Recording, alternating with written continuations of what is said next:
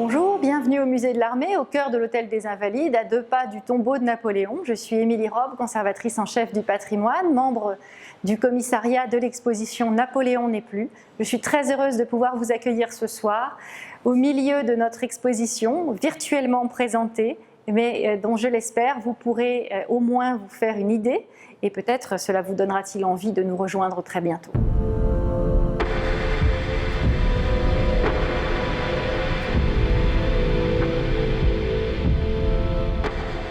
Napoléon n'est plus est une exposition un peu particulière, en écho avec le bicentenaire de la mort de Napoléon, bien sûr, mais pas conçue comme une célébration, pas conçue autrement que comme une interrogation, à dire vrai.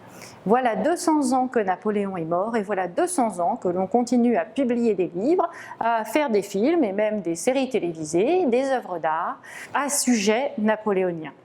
Si aujourd'hui on peut se demander si Napoléon, son exercice du pouvoir, sa vision du monde sont véritablement compatibles avec ce que nous sommes dans notre début du XXIe siècle, il n'en reste pas moins que sa figure a marqué les générations et qu'elle a contribué à la création de la société dans laquelle nous vivons aujourd'hui.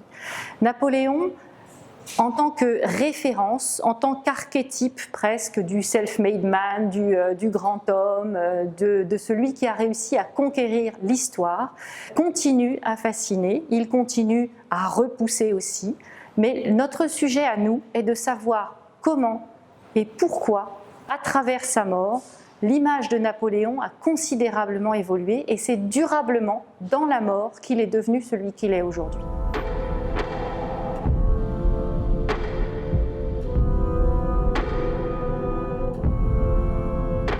Alors, je m'appelle Pierre Branda, je suis historien, je travaille à la Fondation Napoléon comme responsable du patrimoine et je suis donc commissaire de cette exposition.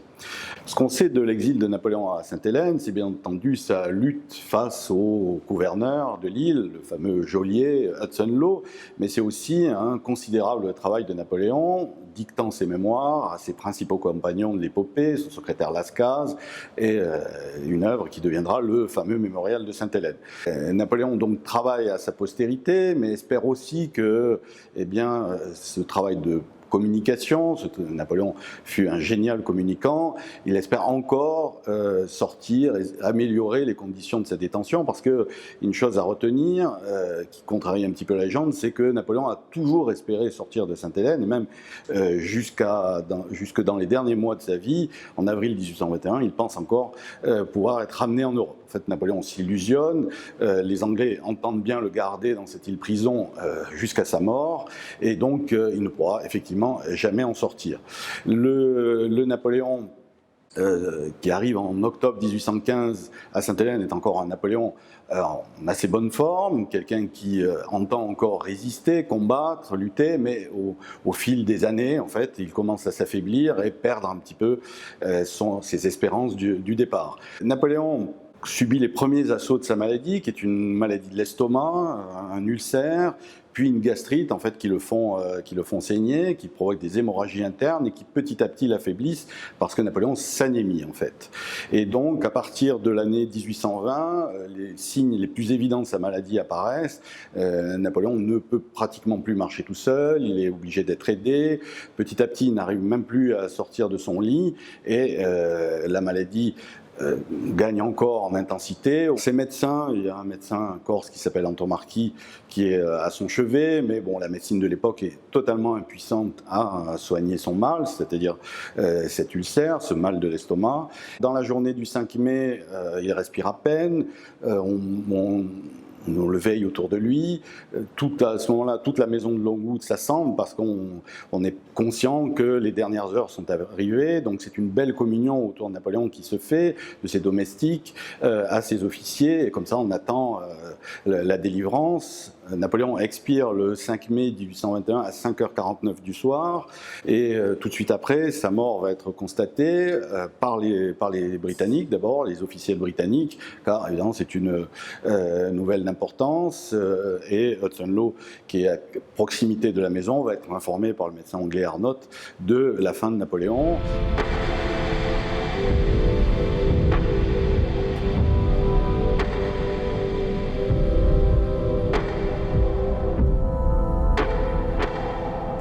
Alors, dans cette exposition, nous avons la chance de présenter le lit sur lequel Napoléon est mort. Ce lit pliant, ce lit modèle de souche, en fait, c'était son lit de campagne qu'il a accompagné tout au long de sa vie, un lit dans lequel il aimait dormir, même il le préférait à des lits plus confortables dans ses palais, car Napoléon, cet éternel voyageur, finalement toujours sur le départ, a voulu finalement terminer sa vie dans un lit de campagne, le fameux lit que nous présentons ici, avec aussi son uniforme, son fameux uniforme de colonel de la garde impériale, son chapeau, ses décorations. Bref, nous avons comme ça recréé l'exposition, sans le corps bien entendu, de la veillée funèbre. Est-ce que les habitants de Longwood, les militaires de Longwood ont pu voir les 6 et 7 mai 1821. Et donc c'est une immersion au cœur de l'histoire que nous vous proposons grâce à la réunion de ces objets tout à fait évidemment symboliques et très émouvants.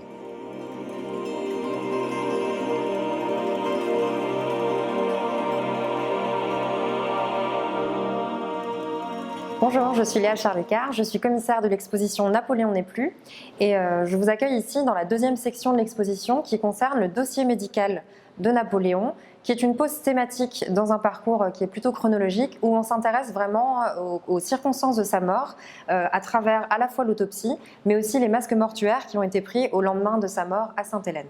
À la demande de Madame Bertrand, un masque de Napoléon est pris. Encore une fois, c'est vraiment une tendance du 19e siècle. On voit qu'il y a beaucoup de masques mortuaires. Avant, c'était surtout pour les rois et les grands souverains. Napoléon n'est plus un grand souverain au moment où on prend son masque. On prend plus son masque pour l'idée du génie, on va dire, et pour le garder en souvenir. C'est très compliqué de prendre le masque à Sainte-Hélène puisqu'on n'a pas de plâtre d'assez bonne qualité pour pouvoir le faire, donc on va le faire assez tardivement. Malgré tout, le docteur Burton va prendre en fait l'empreinte du visage de Napoléon. Il sera assisté par Anton Marquis qui en profitera par la suite pour subtiliser le masque. Il l'emmènera jusqu'à Londres où il fera le premier tirage, peut-être à Sainte-Hélène, peut-être à Londres, les sources ne nous permettent pas de le savoir. Mais ce qui est important, c'est qu'en 1833, Anton Marquis va lancer une grande souscription qui va reproduire le masque à une échelle quasi industrielle. Donc on a énormément de masques mortuaires de Napoléon dans toutes les collections des musées qui parlent plus ou moins de Napoléon, on peut retrouver un masque mortuaire. Souvent, c'est un masque de la souscription Anton Marquis. Donc du coup, c'est très compliqué de savoir quel est le premier masque. Y a-t-il encore même un premier masque? Comme les sources écrites ne nous permettent pas de vraiment connaître la chronologie des masques, nous avons fait appel au Centre de recherche et de restauration des musées de France, le C2RMF, et nous leur avons soumis un corpus de 7 masques qui ont été choisis selon plusieurs critères, le critère principal étant qu'à un moment ou à un autre, on a clamé qu'il était le vrai masque, le masque original. Donc dans ce corpus de 7 masques, des études ont été faites. Tout d'abord une étude par une restauratrice du patrimoine qui a fait un constat technique.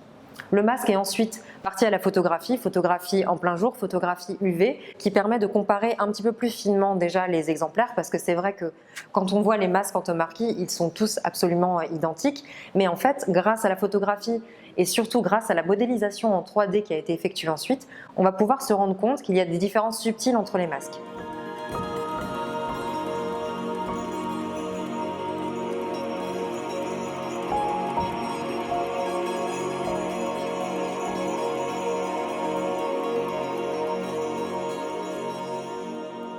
Je m'appelle Chantal Prévost, je suis responsable des bibliothèques à la Fondation Napoléon et co-commissaire de l'exposition Napoléon n'est plus. Nous sommes ici dans la salle consacrée au testament que nous avons appelée à Testament pour la postérité, car ce document est une des œuvres majeures des archives de l'histoire de France. Il est conservé depuis le milieu du XIXe siècle dans les archives nationales, dans ce que l'on appelle l'armoire de fer, là où sont conservés les documents les plus précieux, les plus emblématiques de notre histoire.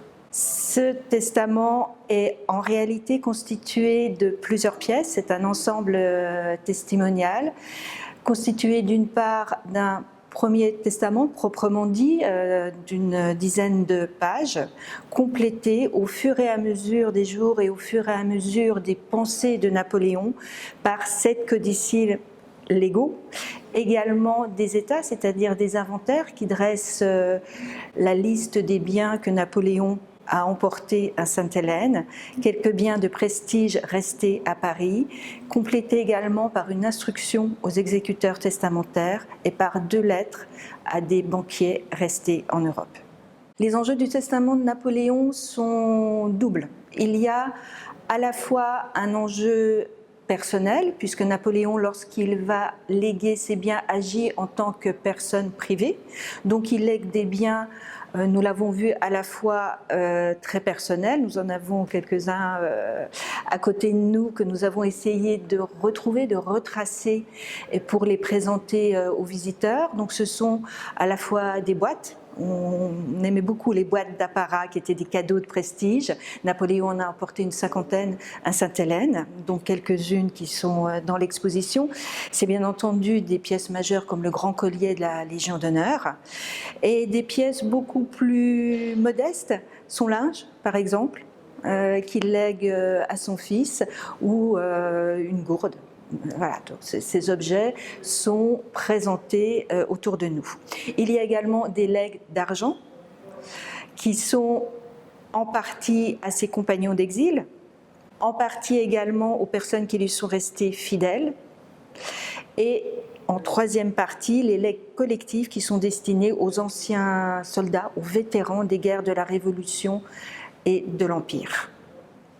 Il y a une autre envergure au testament de Napoléon, car il fait ses dernières volontés, on l'a vu, en tant que personne privée, mais également en tant que souverain. Et il y a une claire volonté politique insérée dans les paragraphes du testament. D'une part, c'est son souhait, on connaît la phrase fameuse « Je souhaite que mon corps repose auprès de ce peuple français que j'ai tant aimé au bord de la Seine ». Il y a également ce que l'on pourrait appeler des coups de griffe, par exemple en direction des Anglais, bien entendu, les geôliers du prisonnier, en direction également du gouvernement royaliste. Pas directement, mais tout ça est induit dans certains paragraphes du testament, donc on peut dire que le testament est un petit peu à double phase. Une première phase classique, je lègue des biens, je lègue de l'argent, et il y a une deuxième phase peut-être à double détente. Et c'est là où le titre de l'exposition de la salle est pleinement à découvrir pour la postérité, parce que ce sont des legs, des pensées politiques qui vont survivre aux biens physiques et qui sont toujours à diffusion un peu plus lente.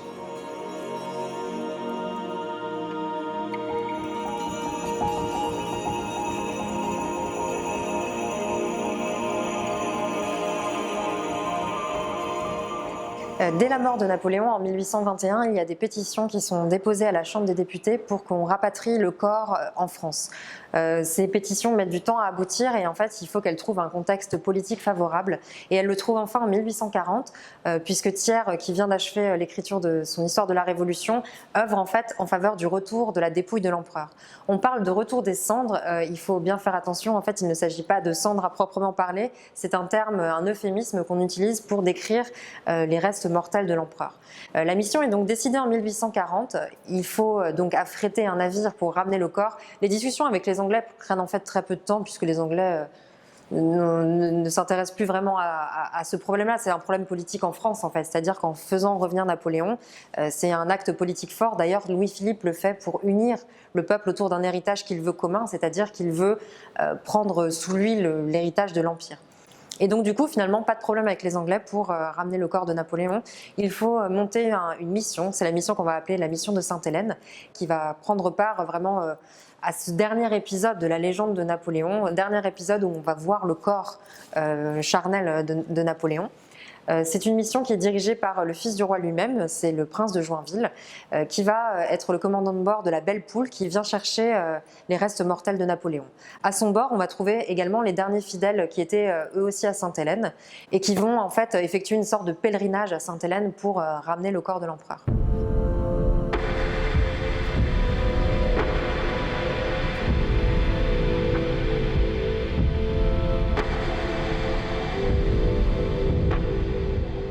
Alors c'est le 15 décembre 1840 que le corps de Napoléon arrive à Paris, une cérémonie grandiose, véritablement un retour triomphal lui est préparé, le peuple de Paris est là, ses anciens soldats, ce sont véritablement des centaines de milliers de personnes qui s'apprêtent à l'accueillir et pour un cortège, un défilé magnifique. Le corps de Napoléon est installé sur un char funèbre absolument majestueux, un long cortège se forme qui va se diriger jusqu'aux Invalides. À l'entrée de la cour d'honneur, le char s'arrête. À ce moment-là, le cercueil est déposé, il va être porté par des marins de la Belle Poule, il va traverser la cour d'honneur et être accueilli par le roi Louis-Philippe Ier, qui vient ainsi rendre hommage à Napoléon. C'est lui qui avait décidé cette expédition avec Thiers. Le prince de Joinville, qui commandait l'expédition du retour des cendres, remet le corps de l'empereur au nom de la France au roi, donc il accueille. Avec le corps, il y a des reliques de sa gloire, notamment l'épée d'Austerlitz, son chapeau, et c'est ainsi une entrée du personnage Napoléon aux Invalides. Si Napoléon n'entre pas, si je puis dire, couronné, néanmoins il entre avec son petit chapeau légendaire et qui finalement valent bien des couronnes et qui comme ça l'installe déjà dans la légende.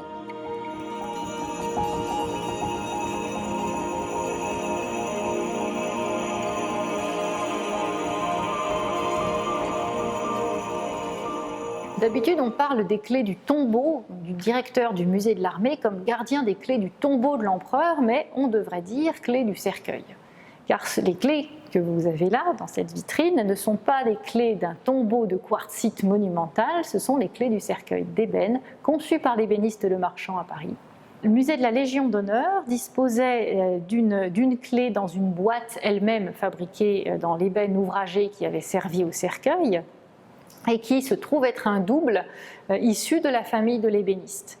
Au musée de l'armée, dans le coffre-fort du directeur, existe une boîte sur laquelle est écrit « Clé du sarcophage de l'empereur Napoléon 1840 », boîte couverte de maroquin, décorée de fer doré, fermée par un lât de soie cacheté. Depuis 1840, date à laquelle la boîte a été solennellement remise au gouverneur des Invalides, personne ne sait, personne n'a jamais ouvert cette boîte de clés. Et l'exposition vous permet d'accéder à une partie du mystère, de lever le voile sur le contenu de la boîte des clés. Grâce à la collaboration d'une clinique privée, la clinique du Louvre, nous avons pu obtenir des vues sous tous les angles en radiographie de la boîte des clés du cercueil de l'empereur Napoléon. Et à l'intérieur, nous nous attendions, pour être très honnête, à une seule clé. Il y en a 5. 5 clés, l'une d'entre elles est minuscule. Et en vue latérale, on s'aperçoit qu'elle se trouve en réalité à l'intérieur du cachet. C'est donc la clé qui ouvre la boîte. C'est la clé du mystère. À l'intérieur, 2 autres clés magistrales ornées de laine de Napoléon, qui ressemblent énormément à la clé de la Légion d'honneur et qui sont sans doute les clés d'apparat en double. Une 3e clé avec le même pennon, qui, elle, doit être une clé d'usage, sur le même modèle que la clé d'apparat, et une 5e, pour laquelle nous nous interrogeons encore. Est-ce la clé de la boîte en plomb ? Est-ce une clé appartenant à une serrure très complexe qui peut avoir besoin de 2 clés pour s'ouvrir ? Eh bien, nous ne savons pas encore, mais si vous avez des idées, vous êtes les bienvenus pour nous aider.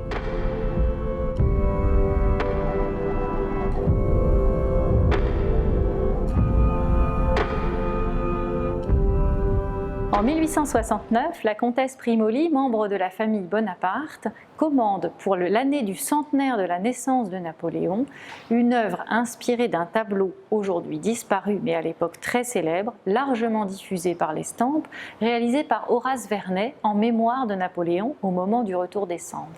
Le titre couramment donné à cette composition où Napoléon, frontal, debout, sort en vainqueur repoussant la pierre tombale sous laquelle il était enseveli à Sainte-Hélène, est généralement tiré du célèbre testament de l'empereur qui commençait à être connu. « Je désire que mes cendres reposent sur les bords de la Seine, au milieu de ce peuple français que j'ai tant aimé ».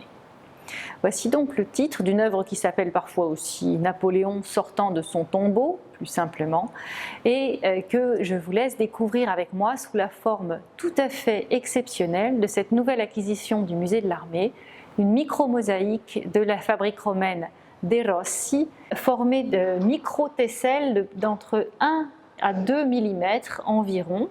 L'œuvre reprend avec une immense précision la composition de la gravure de Vernet. Tout y est, toute la mémoire, toute la légende qui s'est cristallisée autour de l'idée de la tombe de Napoléon après sa mort se retrouve ici. Les feuilles de saule que l'on voit là, environnant les grilles du tombeau, que vous allez retrouver comme un leitmotiv dans l'exposition, et le saule et la grille, il y a le myosotis du souvenir, à moins peut-être que ce ne soit des violettes bonapartistes. Les interprétations divergent. Le personnage lui-même, la figure centrale de la composition, semble au milieu de cette nature presque digne du château de la Belle au bois dormant, tellement elle est inextricablement enchevêtrée. Lui sort auréolé d'une gloire qui ne peut être autre que christique. Or, c'est exactement l'image que Napoléon avait envisagée. Le dernier lait de Napoléon à Sainte-Hélène, c'est son martyre.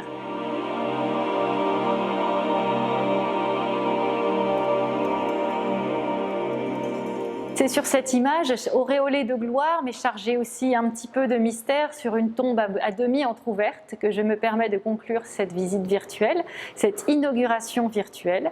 Je vous remercie de nous avoir suivis et je vous dis à bientôt.